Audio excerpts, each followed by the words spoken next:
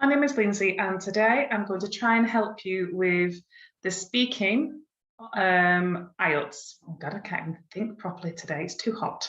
Too hot. Right, okay, so here's my number 6 rules of what the examiner is going to be listening for. Okay, so I'm going to tell you to kind of just forget everything else at the moment and make sure that these 6 things are crystal 100% if you can, to get those higher points. Okay, so rule number 1 is grammar. It's very important that the examiner can follow you and clearly understand you. And in the IELTS, they want to know that you can use various grammatical rules when speaking. So when you answer a question and it's related to the past, make sure that you're using those past verbs. Example for the present and the future. I know a lot of foreign people do get a little bit confused when they have to use the present perfect tense. Okay, so try not to mix up the past and the present together. Make sure that you're answering those questions, especially in part 2 of the test, correctly using the right tense formation. Make sure your grammar is clear to understand. You're using the correct articles, the correct everything, really. Okay, so that was number 1, is the grammar. For me personally, is the grammar, number 1. Number 2 is pronunciation. Now, I've often had students, especially from Thailand, they do struggle with the English pronunciation. And at times it has been very difficult for me to clearly understand what they're trying to say because of certain words. And so because of these certain words, you kind of get really confused because they're not pronouncing them well. So it's good to try and get those words very clear, come across very clear. Now, the best way to kind of do this with pronunciation, if you're not sure how to pronounce something, type it in Google into the translator, and it will pronounce it correctly for you. Okay, so don't just have a go at it and think, I think it sounds like this. Yeah, there's a lot of times people have said words I just think, what? That does not sound like it's supposed to. So pronunciation, okay, make sure that your voice is easy and clear to understand and your grammar is also easy to follow. Okay, number 3 is the voice control. Okay, so this could be a matter of many things, from your range, intonation, coming across naturally. Don't come across like a robot. Yes, I like to go out sometimes. Yeah. Yes, I enjoy reading books. Yes, I enjoy reading books. I find them very interesting. So make your voice sound natural. Don't be too hard on yourself, you know, so show some enthusiasm in your voice, and linking those sounds together. So, you know, in English, we won't say, I will go there again. I'll go there again. I'll go there again. So as you can hear, it kind of, I'll go there. I'll go there. So try to make it sound quite natural and get that intonation and voice control up to scratch. Everything's up to scratch today. Number 4 on the list is hesitation. I know it's difficult for everybody to kind of control hesitation. It's normal to be nervous during an exam. I mean, I get nervous making these videos, so I completely understand. But if you're constantly stopping and pausing and again, it's difficult to follow. Yeah, I went to I can't remember the word. I went to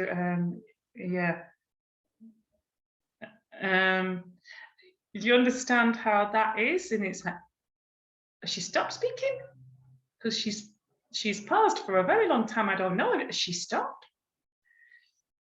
Okay, so hesitation. and try to control your nerves and breathe and try to enjoy it, okay? If there's a question that you find difficult to answer straight away, then respond in a very natural way. You're not expected to know everything. Like if somebody says to me, name a famous sports player from my town, I'm going to say, to be honest, I don't really know any famous sport players from my town, but I know that people do play rugby. However, I'm not sure what their names are. I don't follow sport. Natural expression. Just be natural in the IELTS. Don't over-prepare your things and try to memorize everything. Okay, rule number 5 is to speak at reasonable length. So in part 1, you want to just answer the question like I did then. So a random question is, do you like cooking? Yes, absolutely. For me, it's a way to relax. I love to learn new recipes, try different ingredients, and I enjoy mostly cooking for people. That is just a reasonable length. In part 2 is the part where you have to speak for 1 to 2 minutes. Try not to speak too less. 1 minute is too short. 1 minute 20 seconds is too short. Let's go about 1 minute 40 seconds, if you can. I would be very happy if someone completed it in 1 minute 10 seconds or 15 seconds. Yeah, they've got a lot of other time to add more detail to it. Okay, and in part 3, it's a bit longer. You want to be speaking for about 1 minute. Now, if you're not very clear about this, there are many YouTube videos of people taking their IELTS speaking exams that will give you a feeling for the length of time. Also, try practicing at home, timing yourself, speaking in the mirror for 2 minutes, 1 to 2 minutes in part 2. That is the part where a lot of students find difficult. Okay, and number 6. Okay, I'm going to use 2 here. Expressing opinions and linking words. Now, some people just go crazy with expressing opinions and linking words. Don't go crazy. Don't just learn 2 or 3. That's all. 2 or 3. Right? So instead of using all the time, I think, yeah, try different ones. I'm not so sure about that question, but if I had to decide, oh yes, absolutely. I love to, in my opinion, I believe, linking words. However, I don't usually, moreover, I would say, therefore, yes, so just a few expressing opinions and linking words. It is stressful enough to memorize everything else, let alone learning 20 expressions and linking words. Now, okay, there are other things to give you those extra points, but I'm not going to talk about them now. So they are the 6 important points that I want you to practice on. Number 1, grammar. Number 2, pronunciation. Number 3, voice control. Number 4, hesitation. Number 5, speaking at reasonable length.